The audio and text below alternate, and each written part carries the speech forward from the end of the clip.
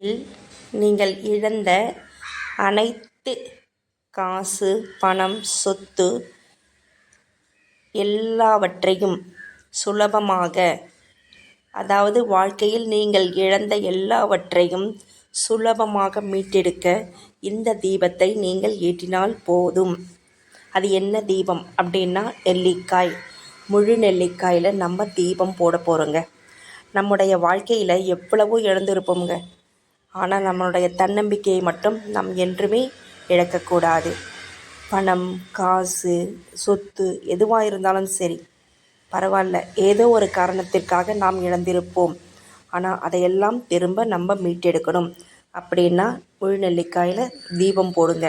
செவ்வாய்க்கிழமை, வெள்ளிக்கிழமை, அமாவாசை, பௌர்ணமி இந்த மாதிரி முக்கியமான நாட்களில் பெருமாளுக்கு முன்னாடி, அப்படி இல்லைன்னா துளசி செடி இருந்தாலும் அதற்கு முன்னாடி நீங்கள் தீபம் போட்டுட்டு வரலாம். எதுக்குன்னா நெல்லிக்காய் மகாலட்சுமியுடைய அம்சம், அதே சமயத்தில் குபேரருக்கும் பிடித்தது. இந்த நெல்லிக்காயில் நம்ம தீபம் போடும் பொழுது நமக்கு கண்டிப்பாக இழந்தது அனைத்தும் திரும்ப கிடைக்கும். நம்மளுடைய கஷ்டத்தை போக்கக்கூடியது இந்த நெல்லிக்காய், மகாலட்சுமியுடைய அம்சம் பொருந்தியது. அதனால் நெல்லிக்காயில் 2 பெரிய நெல்லிக்கனியை வாங்கி அதோட காம்பு பக்கத்தில் அதில் இருக்க அந்த சதையெல்லாம் ரிமூவ் பண்ணிவிடுங்க. கிட்டத்தட்ட ஒரு துளை மாதிரி போட்டுட்டு அதில் நெய் ஊற்றுங்க. நெய் ஊற்றினாதான் கொஞ்சம் நேரம் நின்று எரியும். நல்லெண்ணெய் ஊற்றுனீங்கன்னா சீக்கிரம் இதுவாகிடும்.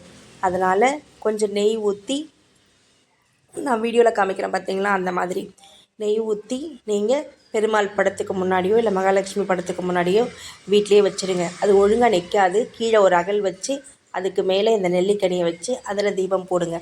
2 தீபம் போடணுங்க. இந்த மாதிரி நீங்கள் போட்டுட்டு வந்தீங்கன்னா உங்கள் வாழ்க்கையில் இருக்கிற கஷ்டமெல்லாம் குறைந்துவிடும்.